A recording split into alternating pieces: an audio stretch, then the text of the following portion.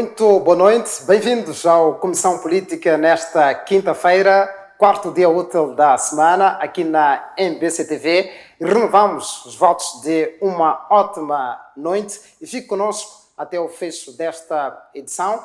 E nesta edição trouxemos Ernesto Júnior, político, e também Lázaro Mabunda, que é investigador do Centro de Integridade Pública, para analisarmos acerca da renúncia da Margarida Mapanzene ao cargo de governadora na província de Gaza. Recorde-se que esta província já foi bastião do partido no poder, Frelimo, que nas últimas semanas também exonerou o seu primeiro secretário naquele ponto do país. E porque hoje estamos a falar acerca da renúncia de Margarida Mapanzene, vou saudar ao Ernesto Júnior. Muito boa noite, bem-vindo à MBC-TV, em especial ao programa Comissão Política. Boa noite, José Ricardo, boa noite, colega de painel, boa noite extensiva a todos os telespectadores da MBC. Antes mesmo de olharmos para a renúncia da governadora da província de Gaza, Margarida Mapanzene, sabe-se que há semanas o partido no poder exonerou das funções de primeiro secretário daquele partido. Como é que olha para este assunto que vem também depois desta situação da Margarida Mapanzene?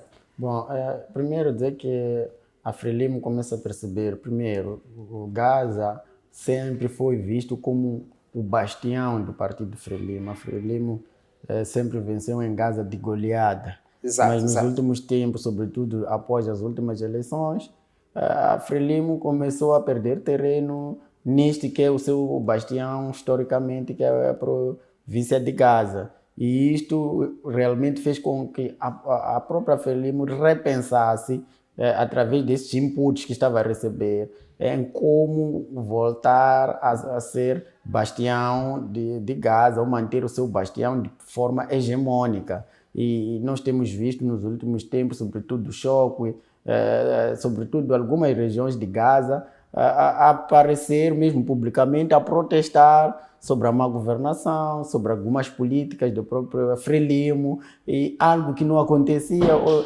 era inimaginável há anos atrás. Então significa que o cenário político em Gaza tende a mudar, e a Frelimo, antes que perca praticamente o controle da província de Gaza, vê que é um momento também de reinventar, de refrescar aquilo que é a sua própria máquina partidária, e razão pela qual nós vimos a exoneração do primeiro secretário, e mais tarde, claro que depois vamos falar disso, da questão da saída da governadora, mas isso significa que estes são cenários políticos que hoje em Gaza aparecem como uma província, sobretudo os jovens, aparecem a contestar aquilo que é a governação da Frelimo, começam também a contestar aquilo que é o próprio partido Frelimo. E algo que era, digamos, repetitivamente, de dizer inimaginável. Então, é momento da Frelimo também começar a não ignorar esses sinais. E por não ignorar esses sinais, tende a refrescar aquilo que é a sua máquina. Mas o que é que significa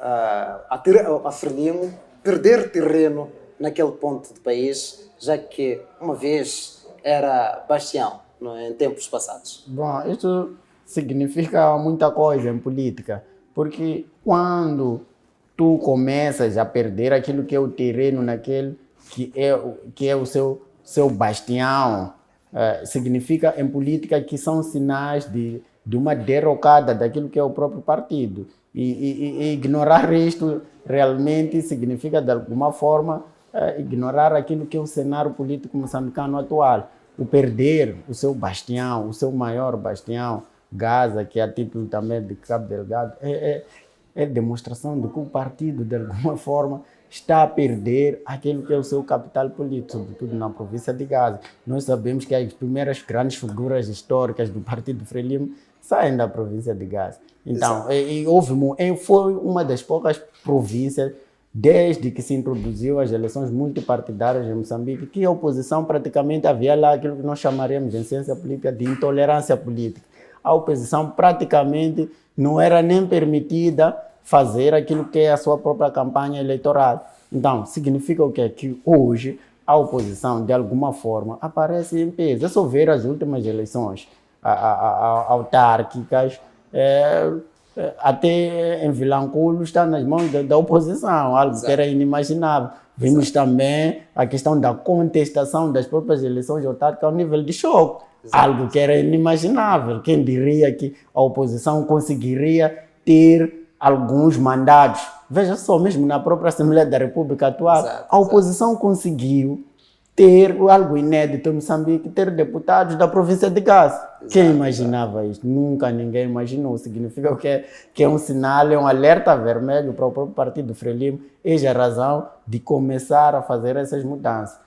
Não sabemos se essas mudanças vão surtir ou não efeito, porque na minha opinião particular, eu acho mais do que mudar pedras, é mudar as políticas de governação. É através de boa governação que se mantém a hegemonia em política, não necessariamente a mudança de pedras. Mas, se calhar, vamos falar, que é o tema que nos traz aqui, a questão da saída da própria governadora. Exato, mas era importante também termos estes primeiros comentários que são relacionados com a saída, ou seja, a exoneração do primeiro secretário da Frelimo naquele ponto do país, que foi considerado bastião do partido no poder, e agora segue-se esta informação da Margarida Mapanzene, da renúncia ao cargo de governadora da província de Gaza, e tem estado a dividir opiniões. Será que foi por conta mesmo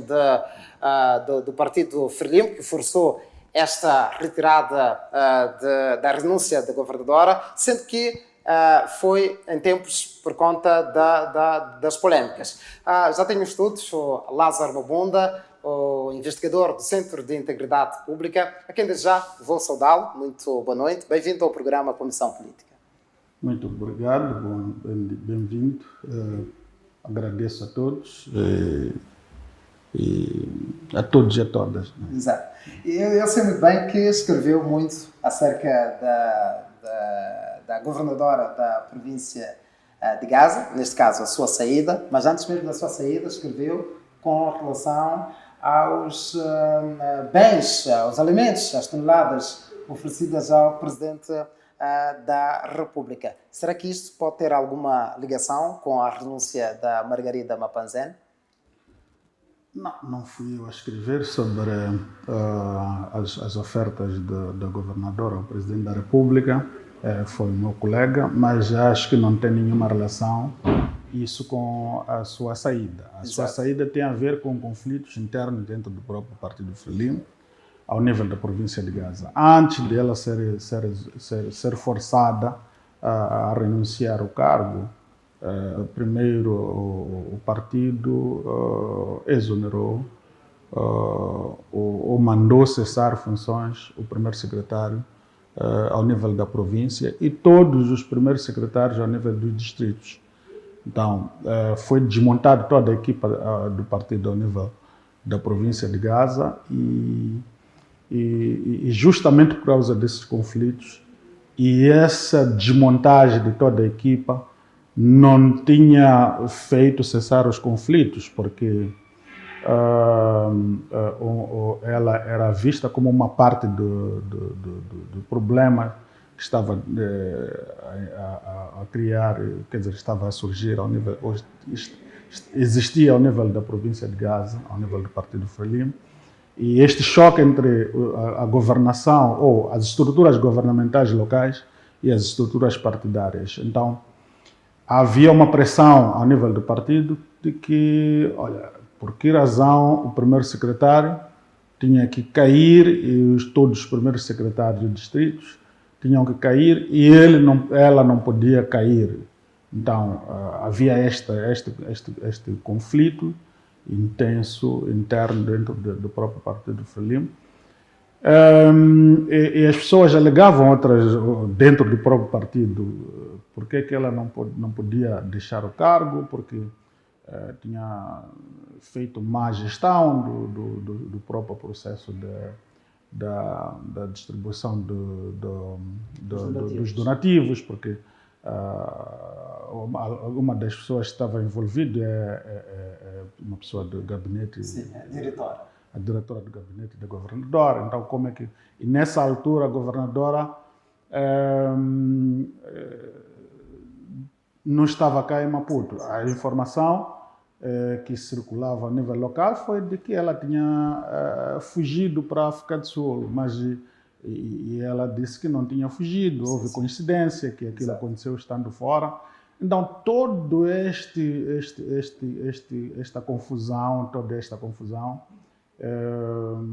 nunca tinha sido esclarecido e era resultado mesmo de conflitos internos dentro do partido. E são os conflitos internos dentro do partido Frelimo são sempre comuns. E percebe-se mais uma vez aqui que as relações partidárias acabaram também se envolvendo naquilo que diz respeito à governação em Gaza. Será que isto é justo?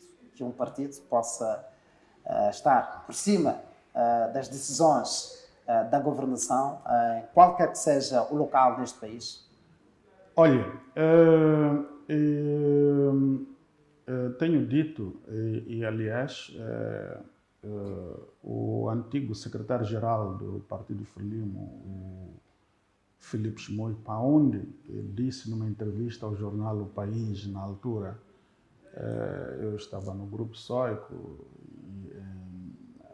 creio que foi em 2011, que quem governa, na verdade, é o partido, não é o Estado, não é o governo. O governo recebe orientações do Estado e vai implementar ao nível do Estado. Então, o partido é que orienta o partido, aliás, o partido é que orienta o governo sobre o processo governativo. Ou seja, isso estava a deixar claro que o partido está acima do Estado, tal como acontecia depois da independência nacional, com a adoção do modelo do sistema de partido único, em que o Estado era o Estado, quer dizer, o partido era o partido dirigente e orientador do Estado moçambicano. O Estado se subordinava ao partido. E esta herança ainda continua. E até hoje, se olhar para as lutas dentro de uma província, sobretudo, eu vou falar de Gaza, que eu conheço muito bem, fiz um trabalho, fiz um estudo lá, da minha dissertação sobre isso. As lutas são muito pelo acesso aos cargos partidários, porque os cargos partidários eles dão acesso aos cargos ao nível do Estado. E vais ver o perfil das lutas dentro do partido são entre professores. Grande parte deles são professores. Por que são professores? Porque se você se torna primeiro secretário, por exemplo, ao nível do distrito, você é um professor simples, se torna primeiro secretário ao nível do partido, praticamente está mais próximo de ser diretor distrital ou diretor de alguma coisa ao nível do distrito do que ser um professor simples. E essas pessoas, quando cessam, automaticamente são colocados, quer dizer, automaticamente estou a dizer, mas a maior parte deles são colocados para cargos de diretores distritais, diretor da escola. Então, já não é um professor simples, mas também é que quem controla o partido controla também todos os concursos públicos que estão nos Estados. A maior luta é essa, ter acesso ao Estado para controlar o Estado. E o que acontece, as lutas lá? É porque quem está no poder do Estado não quer se subordinar ao partido.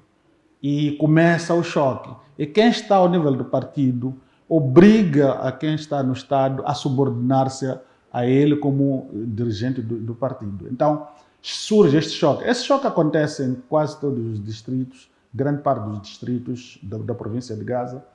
E este conflito, eu estava a tentar explicar nesse estudo, porque se diz que Gaza é extremamente violento contra a oposição. E eu estava a tentar mostrar que não, a violência não é só contra a oposição. há uma violência extrema dentro do próprio Partido Frelimo. Essas lutas entre membros do Partido Frelimo na província de Gaza são extremamente violentas. A mesma violência que se aplica à oposição é a mesma violência que se aplica nas lutas internas.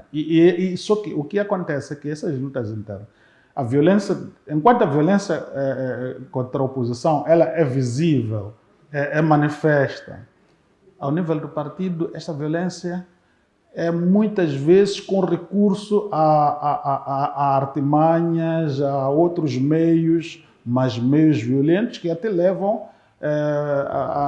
à morte, né? Levam até à morte.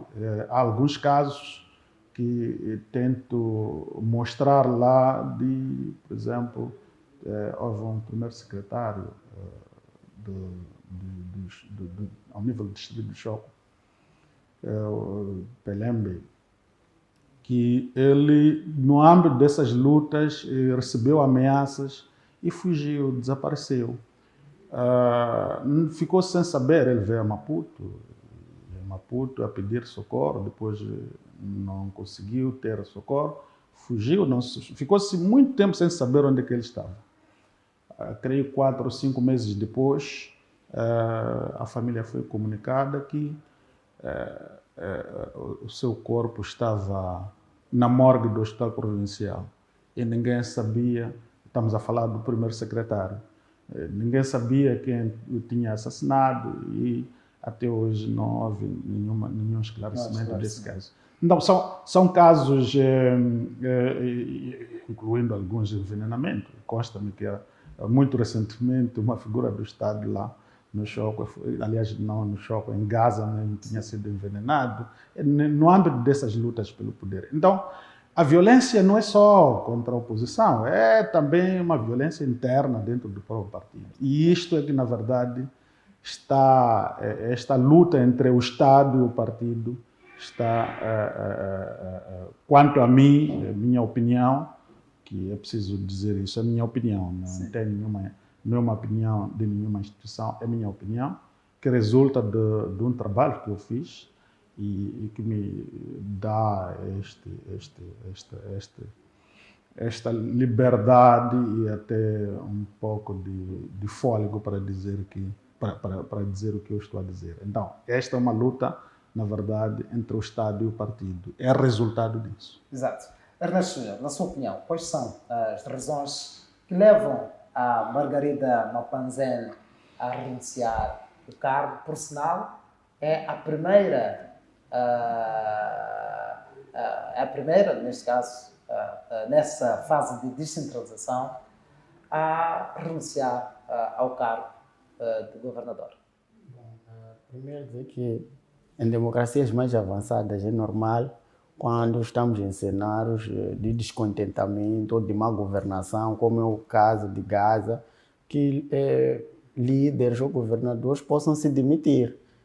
Mas não é muito comum em Moçambique tal acontecer. É a razão de termos este alarme do porquê, neste momento, a Margarida Mapanzene ter renunciado do cargo. Não importa referir que realmente ela renunciou porque foi eleita. Tendo sido legitimamente eleita, era o único meio, do ponto de vista objetivo, para lhe retirar do cargo. E não, é mais ou menos isto. Agora, podemos aqui ter duas análises, uma pode ser especulativa, mas do ponto de vista objetivo é isto, é que realmente a renúncia faz parte de um processo democrático. E nós vimos também, se falou da mesma questão, por exemplo, no Conselho Constitucional. Exato. Na altura, o presidente do Conselho Constitucional, quando abdicou da presidência. Mas isto acontece também, há sempre precedentes. Foi depois da tomada de uma decisão polêmica ao nível do Conselho Constitucional, quando considerou-se inconstitucional, por exemplo, o pagamento, se não me memória não me traiçoa, das dívidas. Mas depois de pouco tempo depois, ele apresenta a sua renúncia. Ou seja, há sempre precedente. Temos aqui agora o caso da própria Margarida Mapanzene, que também, após algumas polêmicas, não só acontece num momento ou num contexto em que a própria Frelimo está a desmontar toda aquela que é a sua máquina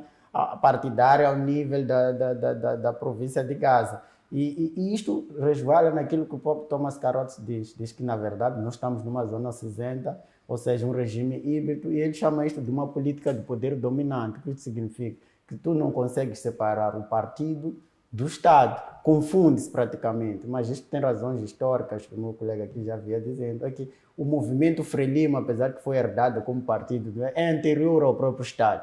Frelimo é fundada nos anos 60, o Estado moçambicano praticamente, a independência em 1975. Então, esta forma, esse institucionalismo histórico que foi acontecendo, fez com que o próprio partido fosse herdando, acaba assim também aquilo que o próprio professor Forquilha diz, que transformações sem mudança, ou seja, tu tens instituições democráticas, mas na verdade a forma de funcionamento é como se fosse do partido único, porque num país verdadeiramente democrático, os partidos não têm tanta influência sobre a governação. São questões completamente diferentes, mas tu tens, por exemplo, um presidente do Estado que simultaneamente também é presidente do partido. Exato. E a lógica do funcionamento, aquilo que eu concordo muito bem com este artigo, transformações sem mudança, continua sendo a mesma lógica dos anos 1975, em que o primeiro partido reunia, depois vinha o Estado. A priori, as decisões tomadas ao nível do partido, elas é que depois passavam para a implementação ao nível do Estado. Mas pelo sim, pelo não, temos que fazer também esta análise objetiva. É importante perceber que aqui, do ponto de vista objetivo, os governadores, por terem sido eleitos, a única forma da sua saída lá é por renúncia, não por resignação ao nível dos partidos. E do ponto de vista subjetivo, agora podemos dar as nossas opiniões. De fato, eu concordo porque temos muitos escritos de vários autores, a lógica de funcionamento do Partido Frelimo. E esta lógica de funcionamento do Partido Frelimo, e não é a primeira vez também termos isto, eu dei exemplo desses dois, mas se na memória não me atraiçou, há uma autarquia ou duas que também vimos presidentes a renunciar. E aquilo, por que nós sempre, por exemplo, imaginemos na Renamo, pode aparecer essa renúncia e nós acharmos que de fato a renúncia foi do ponto de vista institucional ou do ponto de vista objetivo, foi por iniciativa própria, mas ao nível do Partido Frelimo sempre corremos para a questão de que foi forçado. Primeiro é esta lógica de funcionamento, a questão do partido estar praticamente ser mais forte que o próprio Estado em si. Em segundo, é aquilo que muita gente pode chamar de disciplina partidária, etc. Mas também nós sabemos que é um partido hegemônico. Sendo um partido hegemônico, mesmo a classe empresarial, para que possa sobreviver, dificilmente sobrevive sem estar atrelada ao partido. Exato. E eis a razão da luta pelo acesso ao poder. E se tu fores a perceber, fazer uma radiografia, vai perceber que muitos dos cargos, mesmo ao nível da Assembleia da República, mesmo ao nível provincial, são ocupados por grandes empresários, que muitas vezes nem precisam destes cargos. Mas uma coisa é tu seres empresário, uma coisa é tu teres acesso direto ao poder, que vai te facilitar ou viabilizar aquilo que são os seus próprios negócios. Significa o que é isso? Significa que a máquina partidária do próprio Partido Frelimo, ou a chamada disciplina partidária, faz com que realmente os seus atores não sejam, se calhar, de forma individualizada, tomar decisões sem o aval do partido. Tendo sido iniciativa ou não da Margarida Mapanzelli, eu creio que, primeiramente, sentou, conversou com aqueles que são os apoiantes do partido. Exato. E se calhar houve este aval, porque sem o aval, de facto, isto não aconteceria. Então, do ponto de vista objetivo, mesmo para terminar a minha intervenção, é que nós temos que perceber que formalmente, de fato, nós podemos dizer que ela renunciou porque era o único meio de ela sair dali, porque foi legitimamente eleita. Mas do ponto de vista subjetivo, podemos realmente especular, foi forçada, ela pode aparecer publicamente a dizer que não foi forçada, etc, etc. Mas temos esta lógica de funcionamento, que o partido tem esta força capaz, de fato, de fazer com que os seus membros sigam aquilo que é a vontade do partido e não a vontade do Estado como tal. Exato. Muito bem. Lázaro Mabunda, temos a governação em Gaza, diz que ela renunciou por razões pessoais e profissionais. Concordo com este pronunciamento? Olha, Nós temos exemplos do passado em que as pessoas foram forçadas a renunciar. Temos alguns casos. O caso do Pio Mato. Exato. O Pio Mato foi forçado a renunciar. Temos outros casos em que as pessoas renunciaram, por exemplo, vou dar um exemplo claro, para não sermos muito, se calhar, especulativos. No Chocwe, nas eleições internas nas vésperas das eleições de 2018, eleições autárquicas, o presidente, aliás, o atual presidente do município tinha sido eleito em primeiro lugar na lista. Exato.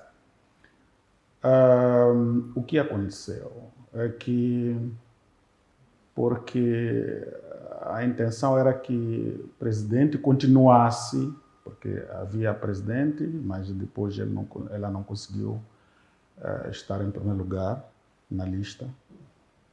O atual presidente, na altura, era candidato a candidato. Exato. E, tendo ganho, foi forçado a renunciar. E ao renunciar, foi colocado como número 3 Exato. da lista. O número 2 foi colocado de uma outra pessoa. O que acontece, isso era mesmo por causa das lutas internas que eram bastante fortes ao nível da província. Então, o que aconteceu é que essas lutas fizeram com que houvesse esta engenharia e ele colocou em terceiro lugar.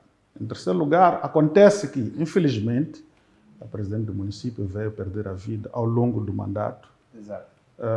E o número 2, que devia assumir, na altura não era eleito, quer dizer, a ideia não era, quer dizer, não era esta lei, era o número 2 que subia, mas o número 2, ele estava incapacitado naquele momento, porque tinha fratura acho que nas pernas ou numa das pernas, e não podia assumir o cargo. E o número 3, que tinha sido ele a ganhar as eleições, é que foi puxado para ser presidente do município a substituir. E agora ele candidatou-se, ganhou e continua como presidente do município. O que eu quero dizer é que a história das renúncias não é uma coisa, não é uma invenção. É algo que acontece. A própria Partido Frelimo não desmentiu a questão das renúncias. Exato. O que eu estou a dizer é isto. Às vezes aquilo que é visível não é verdadeiro. O verdadeiro é aquilo que não é visível. Então, aquilo que ela escreveu, que disse que renuncia por questões pessoais, profissionais, é o que ela alega. Exato. Mas a verdade é aquela que ela nunca vai revelar. Exato. Que ela foi forçada, ela foi forçada. Primeiro, não faria sentido alguém que submete uma proposta para se candidatar como governadora da província de Gaza, faz um manifesto, e é verdade que é o partido que faz, mas ok, foi ela que foi a cara que andou a dizer que vai governar a província, tem promessas que tem que cumprir, e pediu voto. As pessoas votaram no partido, as pessoas votaram também nela. E no meio do mandato, a pessoa dizer que, olha, por razões profissionais, essas razões profissionais não existiam antes de se candidatar, antes de se comprometer perante o povo a fazer essas promessas todas, não existiam. Agora, por que renuncia? Não são essas questões.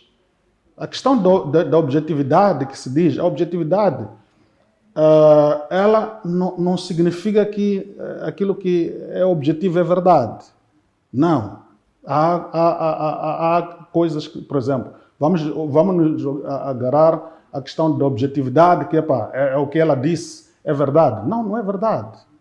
E nós, quando nós fazemos no jornalismo investigativo, a gente diz assim, olha, aquelas que são declarações oficiais nem sempre devemos tê-las como verdadeiras. Aliás, mesmo os filósofos ensinaram-nos isso, que olha, é preciso questionar, porque aquilo que é a parte visível da história não é a tal verdade. A verdade está por detrás daquilo que você não vê.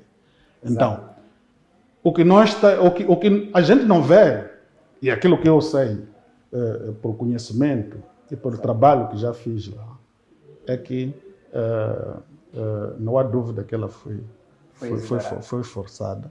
Não exonerada, não há, porque ela não tem ninguém, quer dizer, ela foi eleita e só ela pode renunciar. E essa renúncia foi forçada. É por isso que há este título. Foi forçada. Exatamente. Porque ninguém pode exonerá-la. Exatamente. E ela foi forçada e faz sentido. Ela não pode... Não tem sido novidade no partido no poder. Não, é por isso que eu dei alguns exemplos. Podia dar muitos outros exemplos. O exemplo do Pio Matos é um dos exemplos muito mais, quer dizer, emblemáticos. A Frelimo perdeu o município de Quilimane justamente por causa disto. E uma das formas que se encontrou para que isto não provocasse eleições intercalar foi se alterar a legislação. E hoje em dia a legislação já não permite que a renúncia de um presidente do município e a renúncia de um governador provoque eleições intercalares. Já não sei porquê. Por causa disto que aconteceu naquela altura. Este é um dos elementos importantes. E a outra questão aqui é que esta última alteração, em vez de ser o número 2, o que acontecia é que esta questão de o número 2 é que vai a seguir ao número 1, criava problemas muito sérios por causa de vontades, lutas internas. Olha, se eu impor o número 1, que é presidente do município, então eu vou a seguir. Exato. E o que acontecia, por exemplo, eu sempre vou falar da província de Gaza, porque eu conheço a realidade. Então, havia até choques e acusações de recursos a curandeirismos para ferir ou lesionar quem está como presidente do município, no sentido de ele não poder ser incapacitado e para seguir o número 2. E havia este tipo, coincidência ou não, olha, aconteciam algumas situações, não sei, isso é algo que já não se pode provar, porque que se há uma relação, são questões mesmo, mas são coincidências, provavelmente sejam coincidências. Mas, por exemplo, eu posso dar um exemplo de como é que a província de Gaza, muitas vezes, questões desta natureza, elas são, quer dizer, os meios tradicionais, o curandeirismo, são usados para isso. Assistimos, por exemplo, na província, em 2022, no distrito de Xigubo, o primeiro secretário teve que abandonar o cargo justamente por causa de lutas que envolviam este tipo de curandeirismo. Então, estamos a falar de coisas concretas. Exato. As lutas são muito sérias, muito mais sérias do que a gente possa imaginar a partir de Maputo. Então, esses casos estão documentados, estão lá. E se tu fores a procurar informação de 2022, lutas internas, o primeiro secretário que ganhou, se exerceu o cargo ou não, acabou fugindo, acabou saindo do distrito de Xigubo. De Xigubo, justamente por causa dessas lutas. Mas não houve a violência, foi violência sim, mas recorreu-se a estas lutas tradicionais, curandeirismos, isto, mais aquilo. Ele acabou abandonando. Sim. Exato. Vamos agora a um breve intervalo. Voltamos daqui a pouco para a última parte do programa Comissão Política, nesta noite de quinta-feira. Não saia daí, já voltamos.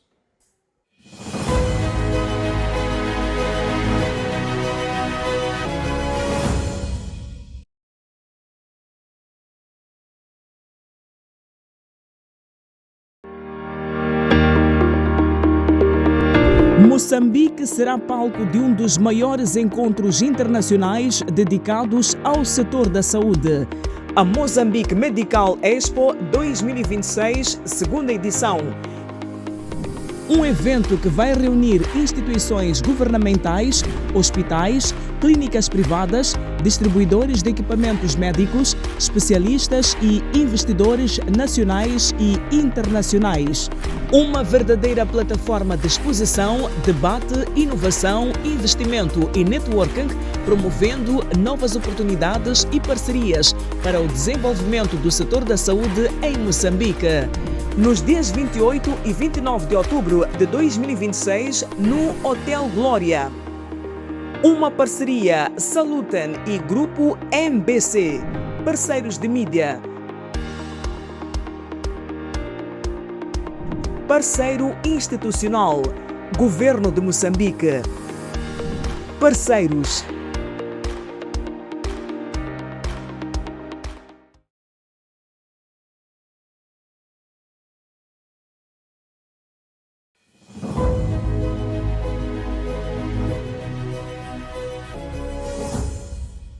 Bem-vindo de volta à Comissão Política nesta quinta-feira, na sua última parte. Nesta última parte, vou questionar primeiro ao Ernesto Júnior. Esta província, neste momento, após a renúncia da Margarida Mapanzene, não tem governador. Como é que acha que os trabalhos de governador naquela província estão a decorrer sem o governador, sendo que vamos conhecer um novo rosto daqui a sensivelmente 7 dias? Bom, neste momento a própria lei já mostra, só não se pode tomar decisões estruturais, mas decisões do ponto de vista conjunturais, tendo em conta o princípio da continuidade dos serviços públicos, vai estar a acontecer de forma normal, até que o novo governador possa ser empossado. Aqui é importante também se distinguir quando se fala sobre o ponto de vista jurídico, objetividade. Objetividade, mais ou menos, quando eu falo, é do ponto de vista de legal. A lei já nos explica em que momento um governador pode, se calhar, ou perder o seu mandato ou renunciar. É taxativo, é de lei. Está ali do ponto de vista objetivo. 1, renúncia, 2, incapacidade. É isto que nós estamos a falar do ponto de vista objetivo.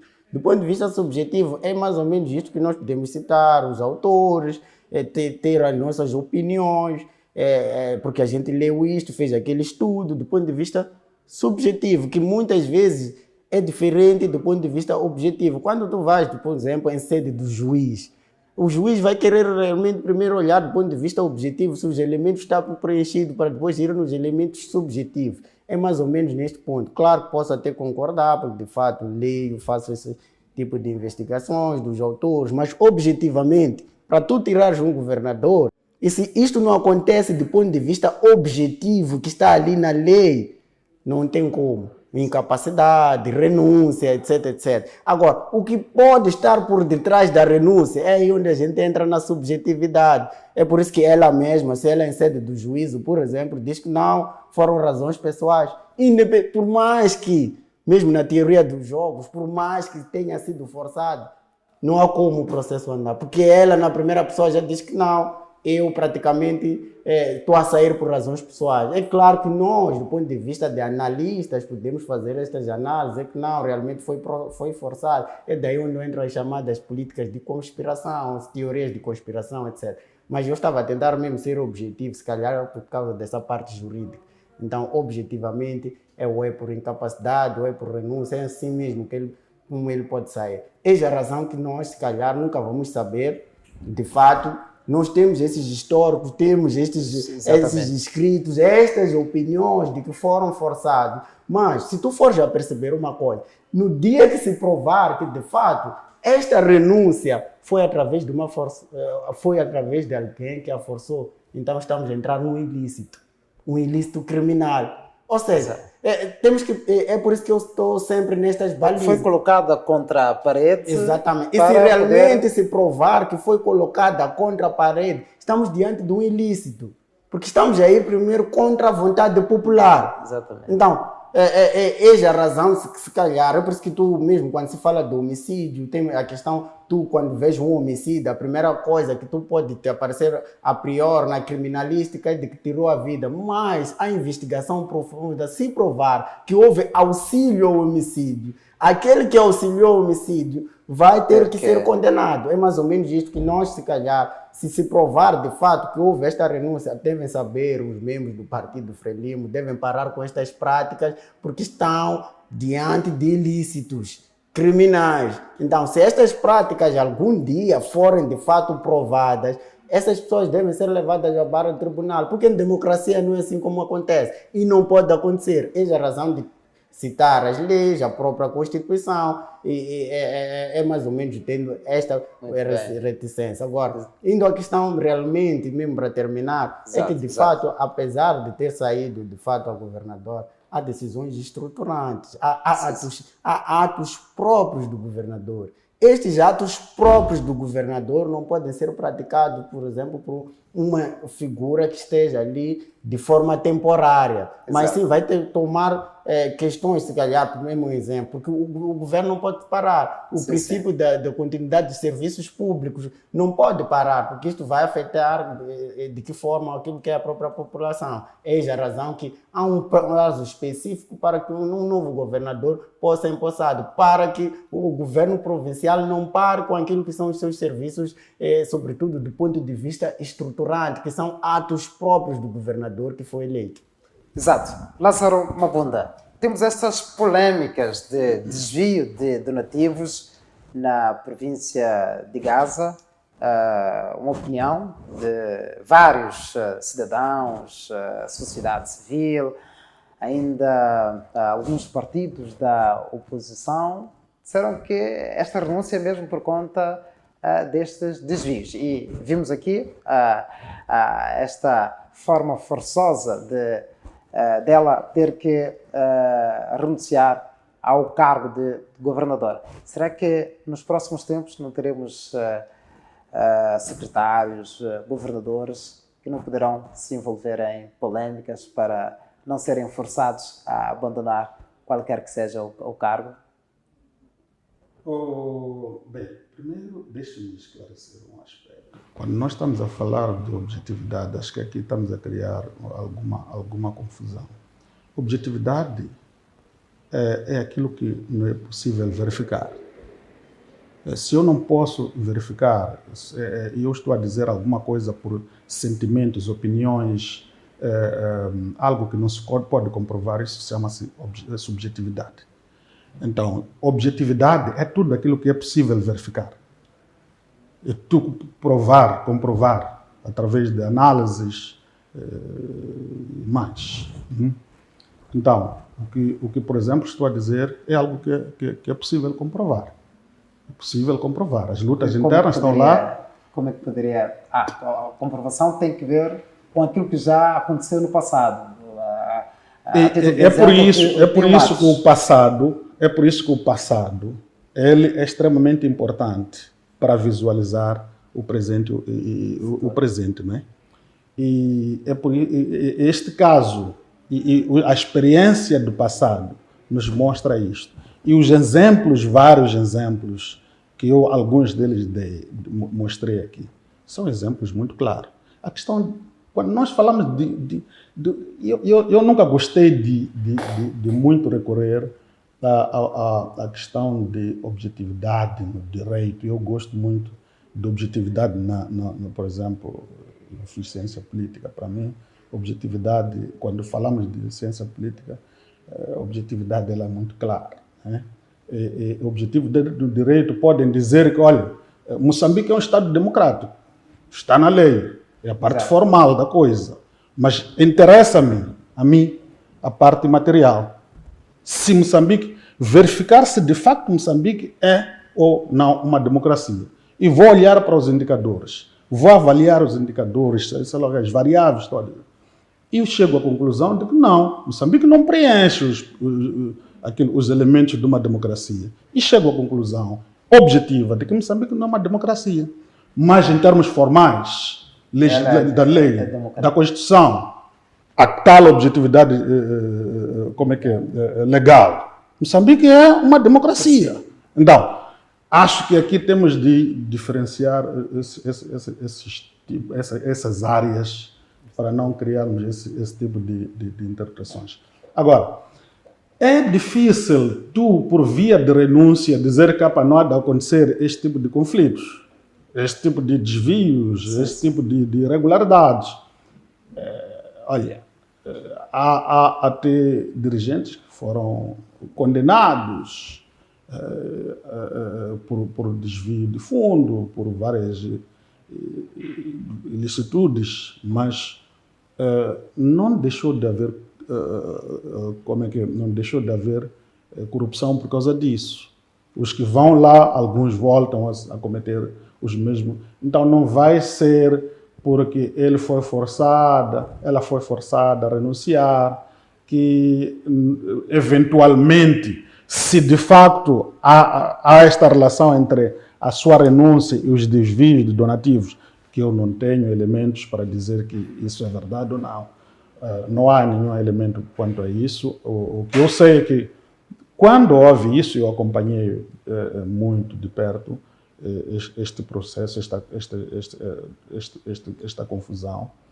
Ela não estava, mas está lá a diretora. Agora, o estar lá a diretora não significa que ela está envolvida. Seja conivente. Sim. Até pode ser que sim, pode ser que não. Teria afirmado que as investigações estão em curso. Exatamente. Então, quanto a isso, acho que estamos conversando. Exato. Muito bem, estamos na reta final do programa A Comissão Política, nesta noite de quinta-feira. Ernesto Júnior, quer acrescentar alguma coisa que não tenha lhe questionado e deixar ficar as suas últimas considerações? Bom, eu primeiro queria dizer que, de fato, a questão da renúncia é uma questão que aparece como uma das formas de perda do cargo do governador.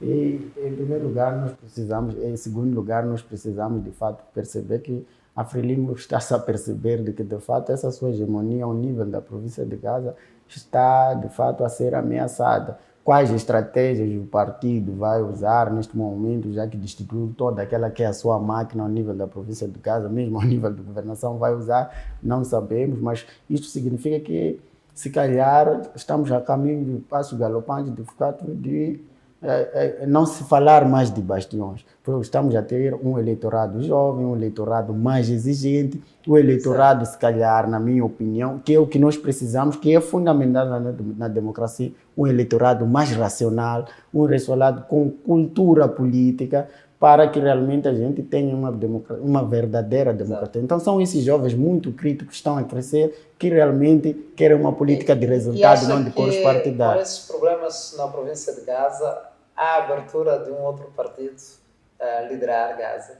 Eu acho que é, por isso que eu dei exemplo, logo na minha primeira intervenção, eu dizia qual é o histórico que tu tens de deputados da província de Gaza da oposição, mas nós temos deputados da oposição saídos da província de Gaza. Então, nesse caso temos lá o Podemos? Temos, de fato, temos sim dois deputados. De que nos próximos tempos poderá haver mudança? Não, na verdade, eu estava a dizer do ponto de vista, só que nos resta pouco tempo, não queria entrar na objetividade, como o meu colega muito bem das ciências sociais, também estudei ciências sociais, mas falava do ponto de vista do direito, porque estamos a falar de uma questão de renúncia, em que a lei é clara, mas estamos conversados, porque são várias áreas de saber, e é importante respeitar as diversas áreas de saber. Mas quero dizer o quê? Que é um alarme do próprio...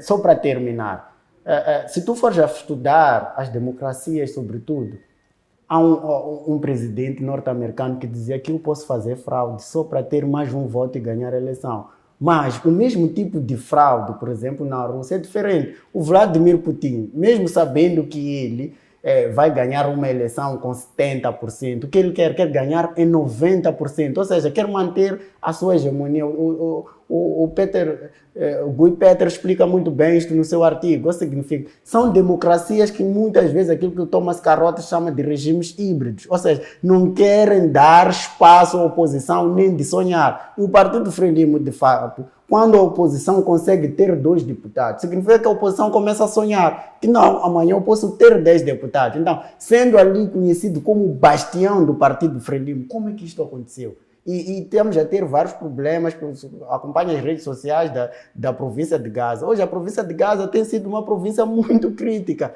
algo que não acontecia no passado, já se fala mais da oposição, etc, etc. Então, eu acho que aqui é um alarme social para o Partido Frelimo, a ver que as coisas de fato tendem a mudar ao nível da província de Gaza. E falando em alarme, o nosso relógio já nos aperta para podermos nos retirar. Lázaro Mapunda, últimas considerações.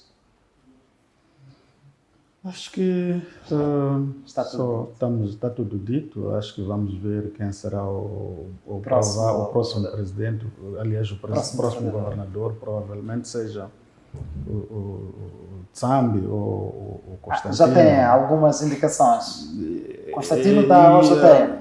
Sim, mas o Tsambi já foi vice-ministro no tempo de Gebuza. Sim. Então, é uma pessoa que provavelmente a própria Frelimo poderá olhar muito para esses aspectos e também para a questão da estabilidade, porque aquele cargo, por aquilo que são os conflitos dentro do próprio partido, ao nível da província, vai necessitar de uma pessoa também um pouco mais, muito madura, né?